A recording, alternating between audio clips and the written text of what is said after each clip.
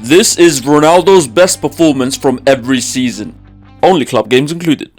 2002-2003, Sporting Lisbon 3, Moreiras 0. The game where the greatest goal scorer in history opened his historical account, and quite fittingly, he did so by scoring 2 goals that contained 3 things that have now become synonymous with the CR7 moniker. A solo effort with the step over being the pivotal move, as well as a header in the last minute of the game. It was just meant to be, wasn't it? 2003-2004, Manchester United 3, Millwall 0.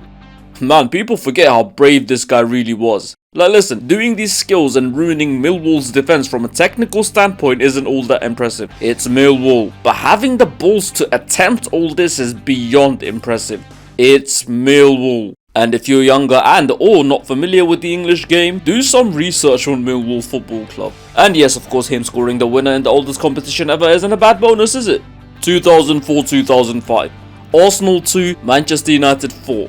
Nowadays more famous for being the game post a tunnel incident between Keane and Vieira, which was basically these men were just telling yo mama jokes to each other. Genuinely much ado about nothing. Which itself is why it's even more of a shame that it completely overshadows the game succeeding it, cause man, it was one of the greatest 90 minutes of football I've ever seen. And while in the modern day all you'd really see is clips of Henry triggering Ronaldo and him responding with 2 goals, which led to a now famous snapshot of his name in the backdrop of a distraught Arsenal front pair, CR7 in that entire game was exceptional. Torturing Lauren constantly, helping out his fullback when off the ball, being United's primary threat in the game, and yes, ending it with the second equalizer and, characteristically indeed, the winner on the night. 2005-2006, Manchester United 4, Fulham 2. Just a mere few hours before he turned 21, Ronaldo turned in this absolute demolition job of Fulham, helped by Ruud van Nistelrooy deciding to be selfless for some reason. Well, this was a short time post the training ground spat. Guess they just grew closer after that, I don't know. Ronnie received more of the ball than he was used to at that point, but progressed the ball faster than he usually did at that point. And much like the Moreiras game from a few years back, capped it off with 2 goals which in 2 ways would very soon become synonymous with the man. 2006-2007, Benfica 0, Manchester United 1. His best performance in his breakout year was in a game where he didn't score, where he didn't assist. Well, yeah, he did assist, but come on, even I could have made that pass. But of course, that's not the main reason why I picked this game. Nor was it the 20 gazillion dribbles or whatever the fanboys obsess over. But instead, it's the fact that he was able to do all that despite the overriding circumstances. Because you see, number one, this was an away game against not only the club he grew up supporting, but the biggest rivals of the side he started off at, so naturally he'd be a target, and well, he damn sure was that night. And 2, the memories of the previous year. Because for those who don't know, Manchester United played Benfica in that very stadium a year back from this, in a game they needed to win to stay in the Champions League. Not only did they go on to lose the tie and finish bottom of their group, but CR7 was singled out by the manager for being the main reason behind this, with Sir Alex Ferguson giving Ronnie the hairdryer regarding his selfishness in the game. And despite all that, as per usual, he took it all in and took them all on. 2007-2008, Manchester United 4, Aston Villa 0. So needless to say, there were a plethora of games to choose from this iconic season. And had Ronnie scored his pen in the shootout in the final, that would have been my choice. But as it is, I just can't look past that beast of a showing against Aston Villa. We already spoke about 2 different games where he bagged the brace each, with each goal being somewhat of a trademark of his. He did this here, but with assists. Bagging a hat-trick of the bastards, with each one representing a different side of his incredibly underrated playmaking. One pinpoint cross from the right hand side, very symbolic of his early days as a wide midfielder. One inventive outside of the foot flick around the corner, very symbolic of his brilliant and again underrated link-up play nowadays. And then something completely out of the blue and entirely out of nothing. And that was very symbolic of only the best of the best. Oh, and did I mention he also scored one of the goals of the season before all that? Standard stuff, ain't it? 2008-2009, Arsenal 1, Manchester United 3. Yes, it's the game with his most overrated free kick. Sorry man, the keeper can't get beaten in his near post like that. But despite that, considering that he also finished off a classic Rooney Ronaldo counter attack while assisting the opening goal too, top stuff this. 2009-2010, Mallorca 1, Real Madrid 4.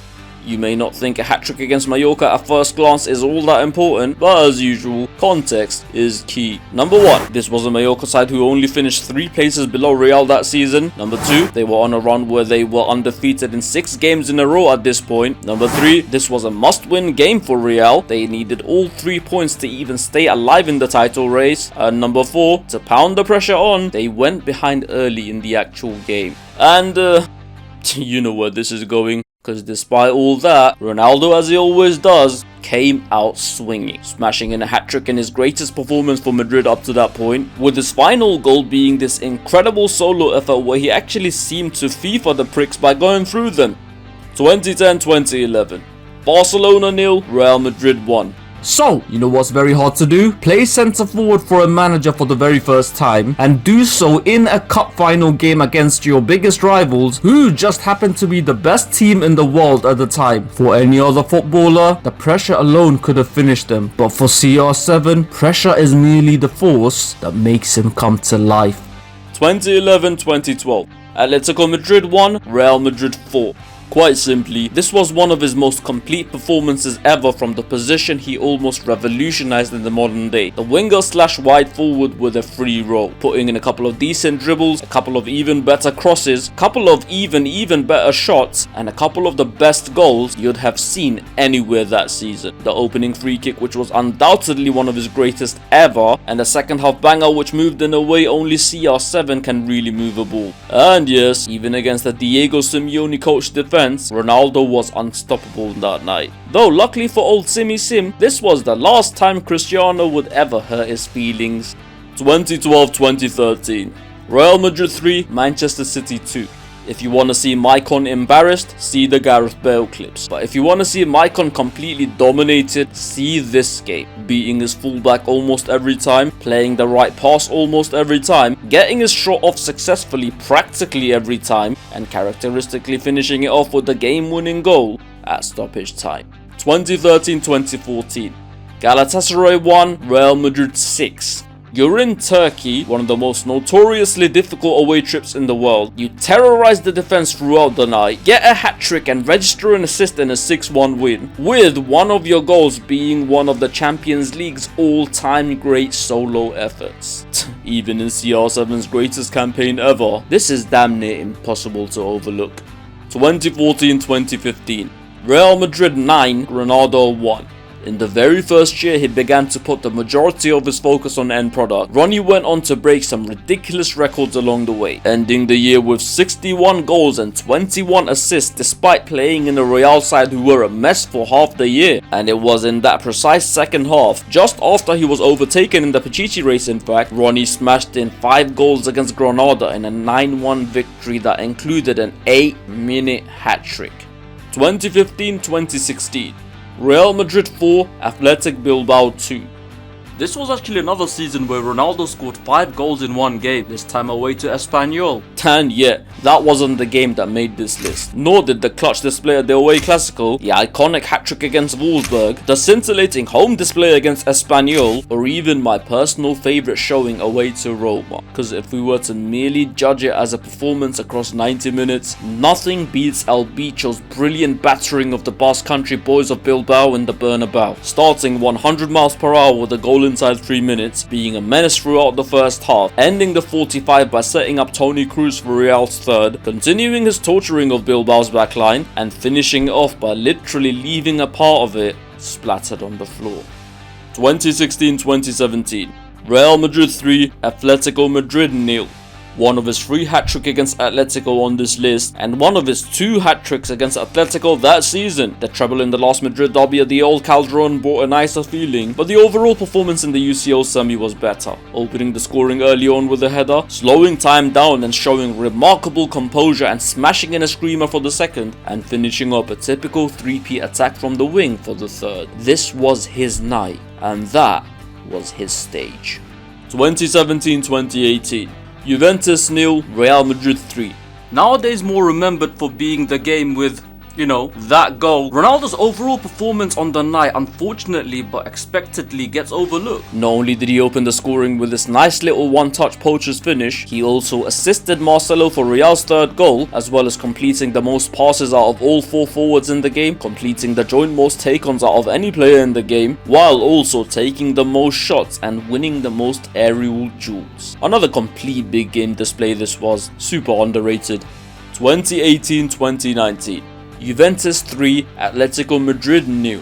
Not only his greatest performance that season, not only one of his greatest performances ever, but one of the greatest performances by any individual ever. 2-0 down from the first leg, up against arguably the best defense in the world, arguably the best defensive manager in the world, and inarguably his most bitter haters in the world. The pressure was applied, the diamond rose above.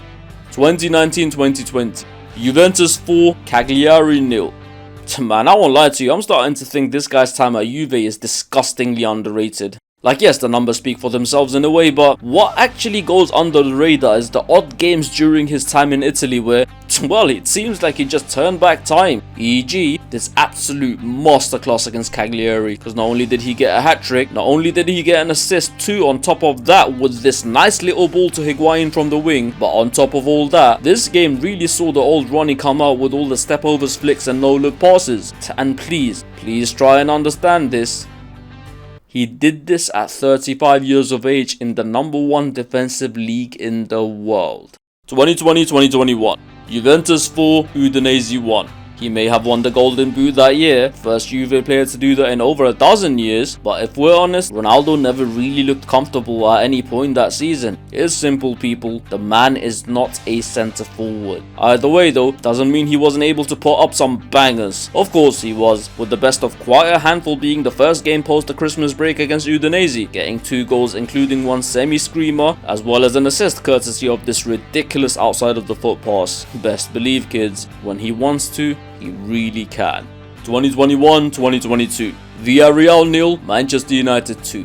The game Ronnie scored his 140th and to date final Champions League goal, once again showing what he was truly capable of when he had someone down the middle to play off, this time in Anthony Martial. Ronaldo secured top spot for United in the UCL group stages for the first time in years with a wide forwards display even the Juve version of him would have been proud of. Man, this team really did have potential. 2022-2023, Al Wahda 0, Al Nassr 4. He had an underwhelming and controversial finish to his United career. He had an even more underwhelming and even more controversial time at the World Cup that year. He went goalless in his first Al Nassr game, so naturally, the entire universe apart from, well, me, were relentlessly going on about how he was definitely finished. Yep, you should know where this goes by now, cause just when it seemed like it was only going downhill, Ronaldo, reminiscent of his start in 15-16, replied with absolute savagery in the third game, smashing in all 4 goals in a 4-0 win away from home. You'd think these losers have learned their lesson by now. 2023-2024, Al Fateh 0, Al Nassr 5. He was involved in all 5 goals, starting with a flick nutmeg assist to new teammate Sadio Mane for the first, heading in the second, tapping in the third, beginning the attack by driving through Al Fateh for the 4th, and completing his hat-trick for the 5th. 2024-2025, Al Hilal 1, Al Nassr 3. We finish with what has become an all-so-familiar tale. Big man performance in a big game setting, with Ronaldo bagging 2 goals in a crucial late-season fixture away at Al Hilal that was pivotal to the then still wide-open title race. And yes, as he had done so throughout his legendary career, when the stakes are raised, he brought his levels up to match if not outmatch it. And best believe, he's not done doing that just yet. Keep rolling, people.